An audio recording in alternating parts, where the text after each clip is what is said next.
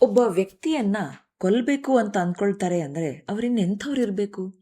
ಅದು ಯಾರೋ ವ್ಯಕ್ತಿ ಅಲ್ಲ, ಮದುವೆ ಎಂಬ ಬಂಧನದಲ್ಲಿ ಬಂಧಿಯಾಗಿ ಸದಾಕಾಲ ಜೊತೆ ಇರಬೇಕು ಎಂದುಕೊಳ್ಳುವ ತನ್ನ ಗಂಡನನ್ನ ಕೊಲ್ತಾರೆ ಅಂದರೆ, ಒಂದು ಕೇಸ್ನಲ್ಲಂತೂ ಮದುವೆ ಆಗೋದೇ ಕೊಲ್ಲೋದಕ್ಕಂತ, ಕೊಲ್ಲಲೇಬೇಕು ಅಂತ ಇದ್ದಿದ್ರೆ ಮದುವೆ ಯಾಕಾಗಬೇಕು? 10 ವರ್ಷ ಸಂಸಾರ ಮಾಡಿ ಕೊಲ್ಬೇಕ್ಯಾಕೆ? ಬಿಟ್ಟು ಹೋಗುವ ಆಯ್ಕೆ ಇರಲಿಲ್ವಾ? ಸರಿ, ಅದೂ ಇಲ್ಲ, ಬೇರೆ ದಾರಿ ಇರಲಿಲ್ವಾ? ಎಲ್ಲರಿಗೂ ನಮಸ್ಕಾರ. ಬಾಳೊಂದು ಭಾವಗೀತೆ ದ ರಿವ್ಯೂ ಶೋಗೆ ನಿಮ್ಮೆಲ್ಲರಿಗೂ ಸ್ವಾಗತ. ಇಂದು ನಾವು ಮಾತನಾಡೋದು ಹನಿಮೂನ್ ಸೆ ಹತ್ಯಾ ಎನ್ನುವಂತಹ ಒಂದು ಹಿಂದಿ ಡಾಕ್ಯು ಮೂವಿಯ ಬಗ್ಗೆ. ಇದು ZEE5ನಲ್ಲಿ ಲಭ್ಯವಿದೆ. ಮುಖ್ಯವಾಗಿ ಇದೊಂದು ಡಾಕ್ಯುಮೆಂಟ್ರಿ. ಎಲ್ಲೆಲ್ಲಿ ಬೇಕೋ ಅಲ್ಲಲ್ಲಿ ಸ್ವಲ್ಪ ಡ್ರಮಟೈಸೇಷನ್ ಮಾಡಿಬಿಟ್ಟು ಪಿಕ್ಚರೈಸ್ ಮಾಡಿದ್ದಾರೆ. ಒಟ್ಟು 5 ಎಪಿಸೋಡ್ ಇದ್ದಾವೆ. ಅಜಿತೇಶ್ ಶರ್ಮಾ ಅವರು ನಿರ್ದೇಶಿಸಿರುವ ಈ ಸೀರೀಸ್ ಒಟ್ಟು ಸುಮಾರು 3 ಗಂಟೆ ಇದೆ. ಎಲ್ಲ ಎಪಿಸೋಡ್ಗಳಲ್ಲೂ ಕೂಡ ಹೆಂಡತಿ ಗಂಡನನ್ನು ಕೊಂದಂತಹ ಕೇಸ್ಗಳೇ. ಆದರೆ ಇದಕ್ಕೆ ಕಾರಣಗಳನ್ನು ಅವರು ಹುಡುಕೋ ಪ್ರಯತ್ನವನ್ನು ಮಾಡಿದ್ದಾರೆ. ಒಂದು ವಿಷಯ ಹೇಳಬೇಕು ಅಂತಂದರೆ, ಈ 5 ಕೇಸ್ಗಳಲ್ಲೂ ಇನ್ನೂ ಇಂಥವರೇ ಕನ್ವಿಕ್ಟ್ ಅಂತ ಯಾರಿಗೂ ಶಿಕ್ಷೆ ಆಗಿಲ್ಲ. They are all accused, judicial ಕಸ್ಟಡಿಲಿದ್ದಾರೆ ಅಷ್ಟೇ. ಆದರೆ ತಪ್ಪಿತಸ್ಥರು ಅಂತ ನಿಷ್ಕರ್ಷೆಯಾಗಿ ಕೋರ್ಟ್ ಮುಂದೆ ನಿಷ್ಕರ್ಷೆಯಾಗಿ ಶಿಕ್ಷೆ ಆಗಿಲ್ಲ. ಈ ಸೀರೀಸ್ನಲ್ಲಿ ತೀರಿ ಹೋದ ಪರಿವಾರದವರೊಂದಿಗೆ, ಅಂದರೆ ಅವರ ಅಣ್ಣ, ಅಪ್ಪ, ಅಮ್ಮ, ಹೀಗೆ ಅವರ ಹತ್ತಿರ ಮಾತನಾಡಿ ಸಂಬಂಧ ಹೇಗಿತ್ತು, ಏನಾಗಿರಬಹುದು ಎನ್ನುವಂತಹ ಒಂದು ಕೈಂಡ್ ಆಫ್ ಇನ್ವೆಸ್ಟಿಗೇಷನ್ ಅನಾಲಿಸಿಸ್ ಮಾಡಿದ್ದಾರೆ. ಆದಷ್ಟು ರಿಯಲ್ ಫುಟೇಜ್ಗಳನ್ನೇ ಇವರು ಬಳಸಿದ್ದಾರೆ. ಕ್ರೈಮ್ ನ್ಯೂಸ್ ರಿಪೋರ್ಟರ್ಸ್ ಮತ್ತು ಇನ್ನೊಂದು ವಿಶೇಷ ಅಂತಂದರೆ ಕ್ರಿಮಿನಲ್ ಸೈಕಾಲಜಿಸ್ಟ್ಸ್ಗಳ ಹತ್ರ ಮಾತನಾಡಿ ಈ ಕೊಂದಂತಹವರ ಮನಸ್ಥಿತಿ ಏನಿರಬಹುದು ಅಥವಾ ಪರಿಸ್ಥಿತಿ ಏನಾಗಿರಬಹುದು ಎನ್ನುವ ಅನಾವರಣವನ್ನು ಮಾಡಲು ಪ್ರಯತ್ನಿಸಿದ್ದಾರೆ. ಮೊದಲನೇ ಎಪಿಸೋಡ್ ಬಂದು the Meghalaya honeymoon murder case ಅಂತ, ಸೋನಂ ರಾಜ ರಘುವಂಶಿ ಕೇಸ್. ಈ 5 ಎಪಿಸೋಡ್ಗಳಲ್ಲಿ ತುಂಬ ವಿಚಿತ್ರ ಅನಿಸಿದ್ದು ಈ ಮೊದಲನೇ ಎಪಿಸೋಡ್. ಏಕೆಂದರೆ ಇದರಲ್ಲಿ ಮದುವೆ ಆದ ಮರುಕ್ಷಣದಿಂದಲೇ ಸೋನಂ ತನ್ನ ಗಂಡನಾದ ರಾಜ ರಘುವಂಶಿಯನ್ನು ಕೊಲ್ಲಬೇಕು ಅಂತಲೇ ರೆಡಿ ಆಗ್ತಾಳೆ. ಆಕೆ ಹನಿಮೂನ್ಗೆ ಹೋಗೋದೇ ಹೇಗೆ ಕೊಲ್ಲಬೇಕು ಅಂತ ಪ್ಲ್ಯಾನ್ ಮಾಡಿ ಎಕ್ಸಿಕ್ಯೂಟ್ ಮಾಡೋದಕ್ಕೆ. ಯಾಕೆ ಹಾಗೆ ಮಾಡಿದ್ಲು? ಹನಿಮೂನ್ಗೆ ಹೋದಾಗ ಅಲ್ಲಿ ಯಾರು ಸಹಾಯ ತಗೊಂಡ್ಲು? ಆಮೇಲೆ ಪಲಾಯನ ಮಾಡೋದಕ್ಕೆ ಏನೇನು ಕಥೆಗಳನ್ನು ಕಟ್ಟಿದ್ರು? ಆಮೇಲೆ ಅದು ಹೇಗೆ ಸಿಕ್ಕಾಕ್ಕೊಂಡ್ರು ಎನ್ನುವುದನ್ನು ಸವಿವರವಾಗಿ ತೋರಿಸಿದ್ದಾರೆ. ಇನ್ನು 2ನೇ ಕೇಸ್ ಬಂದು ದ ಭಿವಾನಿ ಇನ್ಫ್ಲೂಯೆನ್ಸರ್ ಕೇಸ್, ಹರಿಯಾಣದು. ಇದೊಂದು ಚಿಕ್ಕ ಎಪಿಸೋಡ್, ಅರ್ಧ ಗಂಟೆಯಲ್ಲಿ ಮುಗ್ದೋಗುತ್ತೆ. ಇದರಲ್ಲಿ ರವೀನಾ ಮತ್ತು ಪ್ರವೀಣ್ ಇಬ್ಬರು ಗಂಡ ಹೆಂಡತಿ. ರವೀನಾ ಮದುವೆಯಾದ ಹೊಸದರಲ್ಲಿ ಒಂದು ಹೊಲಿಗೆ ಅಂಗಡಿ ಇಟ್ಕೊಂಡಿದ್ದಾಳೆ. ಗಂಡ ಟ್ರಕ್ ಡ್ರೈವರ್ ಆಗಿದ್ದಾನೆ. ಆಕೆ ಅಂಗಡಿಯಲ್ಲಿ ಗಂಡನಿಂದ ಸದಾ ಜಗಳ ಆಗೋದ್ರಿಂದ ಬಿಸ್ನೆಸ್ ಸರಿಯಾಗಿ ಆಗಲ್ಲ. ನಂತರ ಆಕೆ ಅದನ್ನು ಮುಚ್ಚಿಬಿಡ್ತಾಳೆ. Then she becomes a YouTube influencer. ಆಕೆ ಯೂಟ್ಯೂಬ್ ವಿಡಿಯೋಗಳನ್ನು, ಇನ್ಸ್ಟಾಗ್ರಾಮ್ ವಿಡಿಯೋಗಳನ್ನು ಮಾಡೋದಕ್ಕೆ ಶುರು ಮಾಡ್ತಾಳೆ.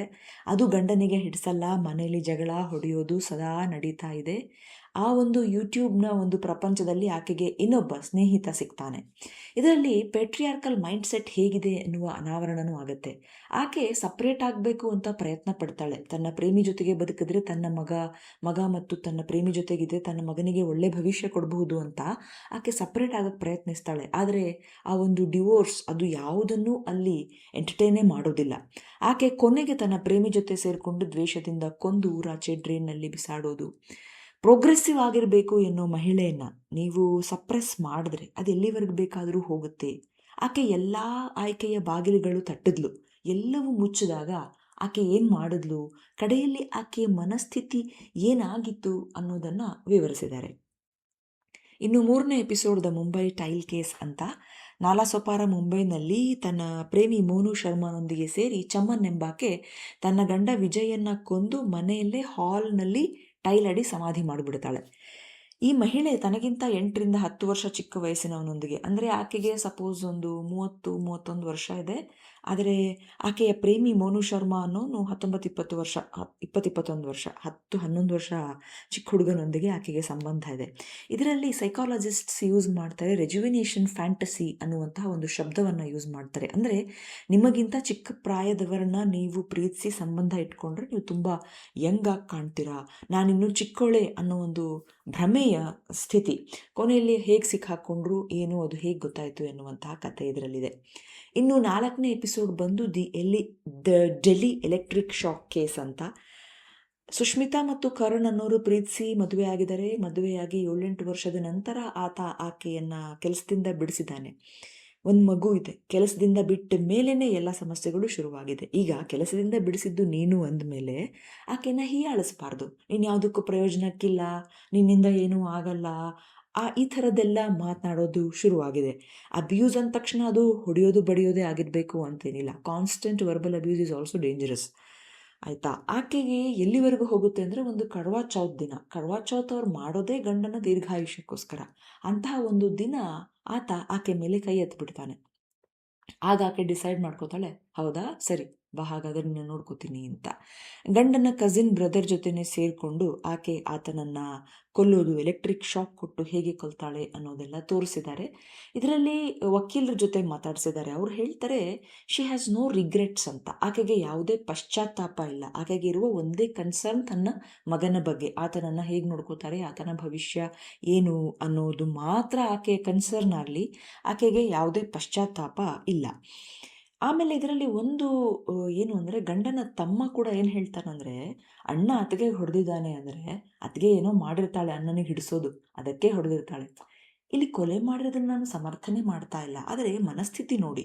ಕುಟುಂಬದವರೇ ನೀವು, ನಿಮ್ಮವರೇ ಯಾರೇ ಆಗಿರಲಿ, ಆದರೆ ನೀವು ಅವರ ನಡವಳಿಕೆಯನ್ನು ಸಮರ್ಥನೆ ಮಾಡಿಕೊಟ್ಬಿಟ್ರೆ ಅಬ್ಯೂಸ್ ಮಾಡೋದಕ್ಕೆ ಪುಷ್ಟಿ ಕೊಟ್ಟು ಹಾಗಾಗೋದಿಲ್ವಾ? ಇನ್ನೊಂದು ಇಂಪಾರ್ಟೆಂಟ್ ಪಾಯಿಂಟ್ ಇದರಲ್ಲಿ ಮೀಡಿಯಾ ಟ್ರಯಲ್.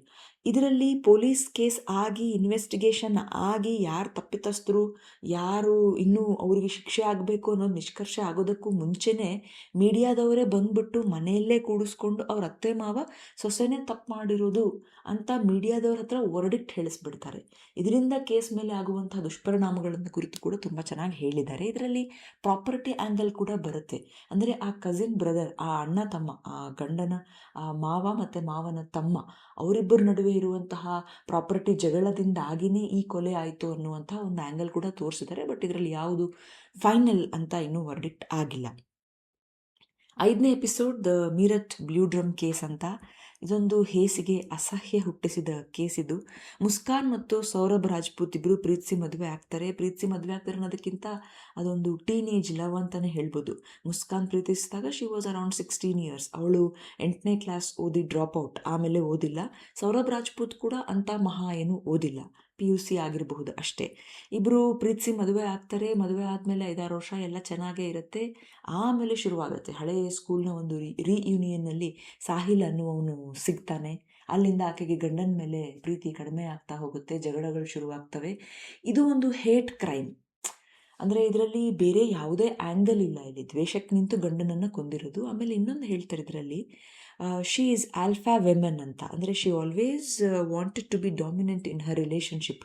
ಈ ಥರದವರು ಹೇಗೆ ಅಂದರೆ, ದುಡ್ಡಿಗಾಗಿ ಒಬ್ಬರನ್ನ, ದೈಹಿಕ ಬಯಕೆ ಪೂರೈಕೆಗಾಗಿ ಇನ್ನೊಬ್ಬರನ್ನ, ಮತ್ತೊಂದಕ್ಕಾಗಿ ಮತ್ತೊಬ್ಬರನ್ನ ಅವಲಂಬಿಸಿ ಅವರ ಮೇಲೆ ಡಾಮಿನೇಟ್ ಮಾಡುವಂಥವರು. ಇಲ್ಲಿ ಈಕೆ ಸಾಹಿಲ್ ಆ ಪ್ರೇಮಿಯೊಂದಿಗೆ ಒಂದು ಸ್ನ್ಯಾಪ್ಚಾಟ್ನಲ್ಲಿ ಟೆಕ್ಸ್ಟ್ ಮಾಡ್ತಾ ಇರ್ತಾಳೆ. ಏನಂದರೆ, ಅವನಿಗೆ ತಾಯಿ ಇರಲ್ಲ, ಇನ್ನೊಬ್ಳು ಯಾರೋ ಈಕೆ ತಾಯಿ ಥರ ಒಂದು ಫೇಕ್ ಅಕೌಂಟಲ್ಲಿ ನೀನು ಯಾರನ್ನ ಪ್ರೀತಿಸ್ತಾ ಇದೆಯಲ್ಲ ಹುಡುಗಿ, ನಿನಗೆ ಸರಿ, ಹಾಗೆ ಹೀಗೆ ಅಂತ.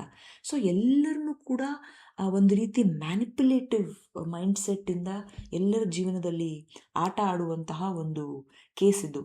ಆಕೆ ಬಹುಶಃ ಓದಿದ್ದಿದ್ರೆ, ಇನ್ನೂ ಸ್ವಲ್ಪ ಎಜುಕೇಟೆಡ್ ಆಗಿದ್ದಿದ್ರೆ, ತನ್ನ ತಪ್ಪಿನ ಅರಿವಾಗಿ ಈ ತಪ್ಪೇ ಆಗ್ತಾ ಇರಲಿಲ್ವೋ ಏನೋ ಗೊತ್ತಿಲ್ಲ, ಆದರೆ ಆಗಿದೆ. ಇದಕ್ಕೆ ಇನ್ನೊಂದು ಆ್ಯಂಗಲ್ ಅಂತಂದರೆ ಈ ಮಾಟ ಮಂತ್ರದ ಆ್ಯಂಗಲ್ ಕೂಡ ಇರಬಹುದು. ಯಾಕಂದರೆ ಸಾಹಿಲ್ ಅನ್ನುವ ಪ್ರೇಮಿಯ ಮನೆಯಲ್ಲಿ ಕೆಲವೊಂದು ವಿಕಾರವಾದ ಚಿತ್ರಗಳು ಅದೆಲ್ಲ ಸಿಕ್ಕಿದೆ. ಇದರಲ್ಲಿ ಆತನನ್ನು ಕೊಂದು ಅವ್ರೇನು ಮಾಡ್ತಾರೆ, ಸೌರಭನ್ನು ಕೊಂದು ಒಂದು ಬ್ಲೂ ಡ್ರಮ್ನಲ್ಲಿ ಹಾಕಿಬಿಟ್ಟು ಸಿಮೆಂಟ್ ಹಾಕಿ ಸೀಲ್ ಮಾಡಿಬಿಡ್ತಾರೆ.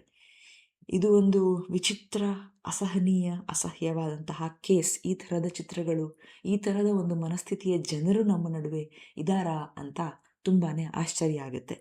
ಒಟ್ಟಿನಲ್ಲಿ ಒಂದು 5 ವೈವಿಧ್ಯಮಯವಾದ ಡಿಸ್ಟರ್ಬ್ಡ್ ಸೈಕಾಲಜಿಕಲ್ ಮೈಂಡ್ಸೆಟ್ ಇರುವಂಥವರ ಒಂದು ಕೇಸ್ಗಳು ಅಂತಲೇ ಹೇಳ್ಬೋದು.